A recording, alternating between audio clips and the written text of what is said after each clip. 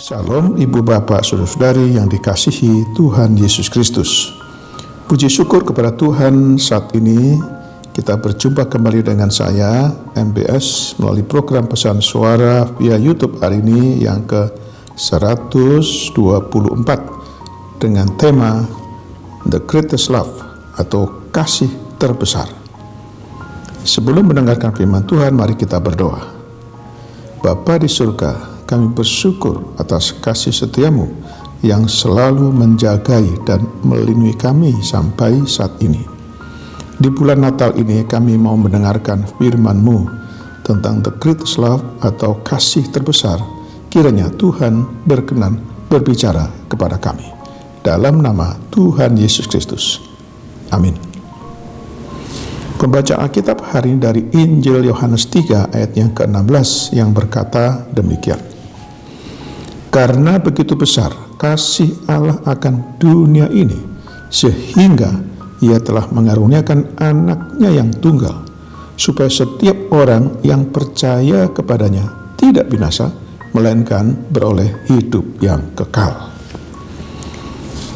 Ibu Bapak Saudara-saudari, pemirsa dan pendengar renungan pagi bersama MPS ini, kitab Injil Yohanes 3 ayat 16 menjadi salah satu ayat Alkitab yang paling terkenal dan dikenal oleh umat Kristen. Ayat ini disebut sebagai puncak seluruh kitab Injil atau Injil Yohanes.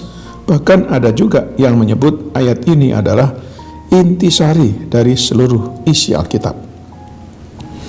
Dari ayat tersebut, Injil Yohanes 3:16, ada 5 hal penting tentang terbesar, yaitu yang pertama, Tuhan Yesus adalah pribadi terbesar yang mengasihi dunia. Tuhan Yesus merupakan pribadi yang terbesar dari siapapun. Tuhan mengasihi seluruh umat manusia. Dengan kata lain, Tuhan Yesus adalah pribadi terbesar yang pernah ada dan Dia mengasihi dunia ini. Yang kedua, Tuhan Yesus menunjukkan kasih terbesar. Kasih Tuhan Yesus lebih besar daripada kasih para wanita, kasih para pria, kasih seorang ayah, kasih seorang ibu, kasih seorang kekasih, dan kasih akan sebuah bangsa atau negara. Tuhan Yesus menyatakan kasih terbesar yang pernah ditunjukkan kepada siapapun. Yang ketiga, Tuhan Yesus mengasihi manusia dalam jumlah terbanyak. Beberapa orang hanya dapat mengasihi sebagian kecil orang. Banyak wanita hanya dapat mengasihi suami dan kedua anaknya. Banyak orang hanya mengasihi bangsa dan negaranya. Ada juga yang hanya mengasihi teman-teman satu sukunya. Tetapi hanya Tuhan Yesus yang mengasihi seluruh dunia. Dia mengasihi orang dalam jumlah paling banyak. Kasih itu ditunjukkan secara luar biasa tanpa syarat di kayu salib. Yang keempat, Tuhan memberikan hadiah terbesar. Kasih Bapa yang luar biasa membuat Dia memberikan sesuatu yang sangat berharga, yaitu putranya Tuhan Yesus Kristus. Dia diutus ke dunia untuk menyelamatkan umat manusia. Yang kelima, Tuhan memberikan undangan terbesar. Tuhan Yesus Kristus menawarkan undangan terbesar yang pernah ada. Dia mengundang semua orang untuk mengalami karunia keselamatan kepada siapapun yang bersedia menerimanya. Ada 3 buah pertanyaan. Yang pertama, seberapa besarkah kasih Allah terhadap dunia ini? Ayat ini menyatakan karena begitu besar kasih Allah akan dunia ini. Tentunya sebagai objek kasihnya, kita pasti bertanya-tanya seberapa besar kasih itu. Dalam bahasa Yunani setidaknya memiliki 3 kata berbeda untuk kasih. Masing-masing menggambarkan sisi berbeda atau tingkatan dari kasih itu. Karena kita hanya punya 1 kata yaitu kasih, kita akan merasa bingung dalam menerjemahkan kata Yunani yang digunakan Alkitab, kecuali kita belajar perbedaannya. Yang pertama, kata pertama, eros, ditemukan dalam literatur Yunani sekuler, tapi tidak pernah digunakan dalam Alkitab. Eros merupakan cinta manusia semata. itu sering menunjuk pada cinta seksual, seperti dalam bahasa Inggrisnya erotik. Pemikiran dasar dalam eros adalah mendapatkan sesuatu bagi dirinya. Dengan bahasa lain, aku mengasihimu karena kamu membuat saya bahagia. Jenis cinta yang seperti ini biasanya mencari apa yang bisa didapat atau diterima. Itu mungkin memberi sedikit, tapi motivasinya mendapat sesuatu sebagai balasan. Jika gagal mendapatkan apa yang diinginkan, bisa menjadi permusuhan, kepahitan, atau kebencian. Yang kedua adalah philia, merupakan tingkatan kasih yang lebih tinggi, lebih berhubungan dengan jiwa daripada tubuh. Kasih ini menyentuh kepribadian manusia, intelektual, emosi, dan kehendak. Itu melibatkan saling berbagi. Kata yang paling dekat adalah persahabatan. Walau kata bendanya hanya digunakan sekali dalam Perjanjian Baru, inilah tingkatan kasih yang dinyatakan Petrus kepada Yesus saat Tuhan bertanya, "Petrus, apakah engkau mengasihi aku?" Petrus menjawab, "Engkau tahu kalau aku mengasihimu." Philia merupakan tingkatan kasih yang lebih tinggi dari eros. Di dalamnya ada kebahagiaan kita lebih terlihat daripada hanya kebahagiaan saya. Yang ketiga, kata ketiga adalah agape.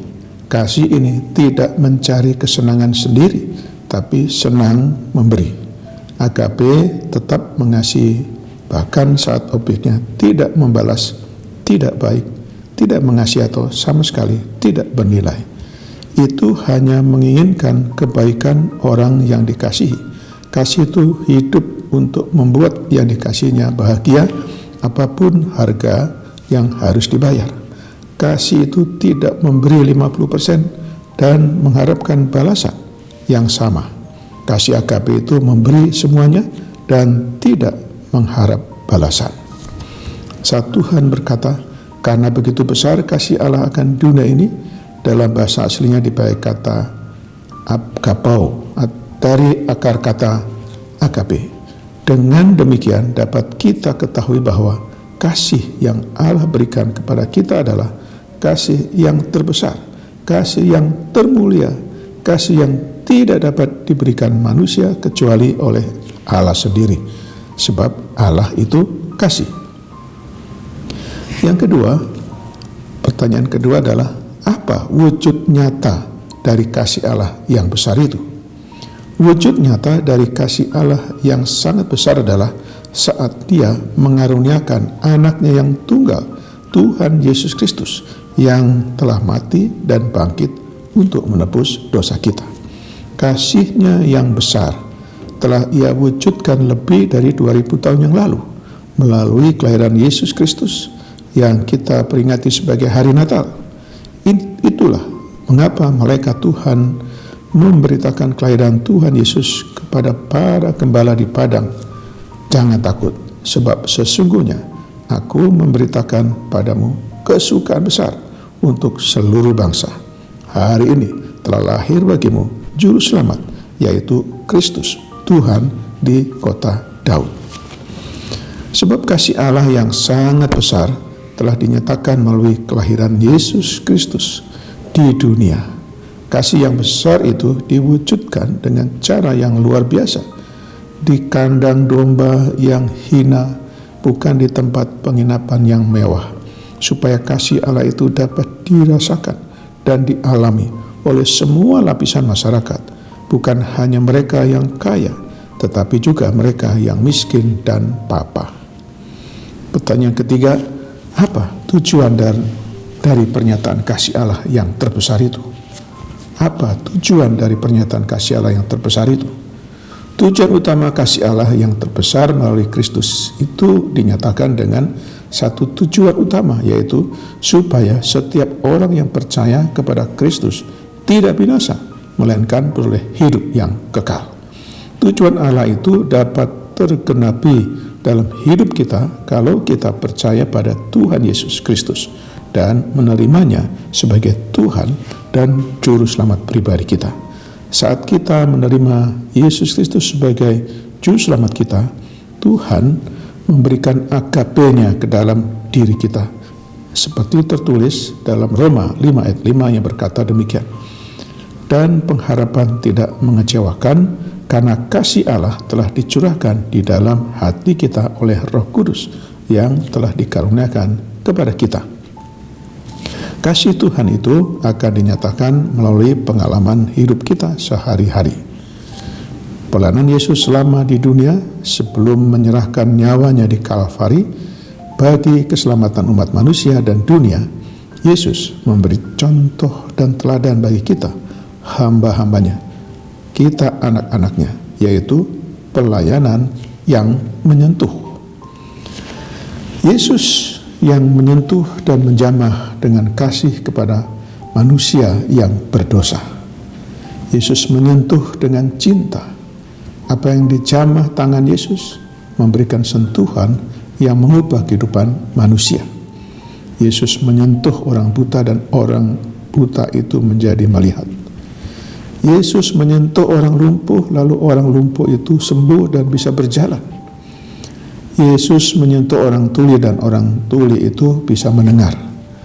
Yesus menyentuh atau dengan ucapan kepada orang mati dan orang mati itu bangkit. Dunia butuh pendekatan dan sentuhan kasih Allah melalui kehidupan kita orang percaya. Penting bagi kita untuk belajar melayani sesama dengan sentuhan penuh kasih.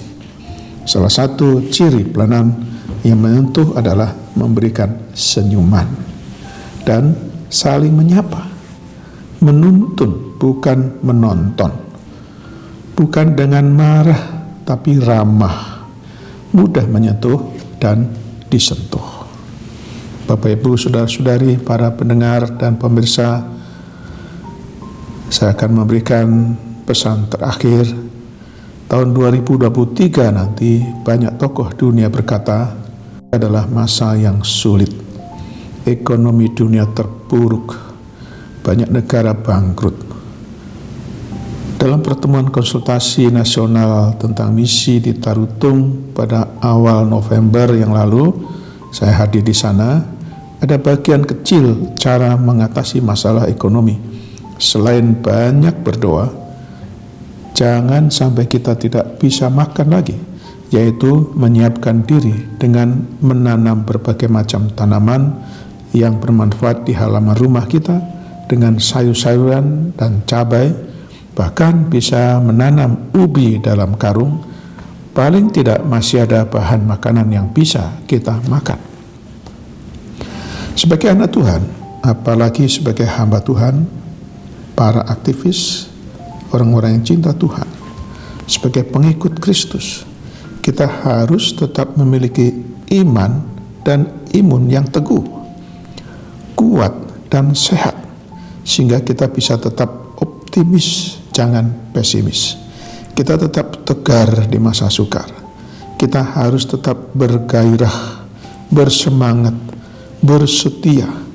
Kita gunakan waktu untuk bekerja dan melayani dengan cerdas dan tuntas. Jangan culas dan malas.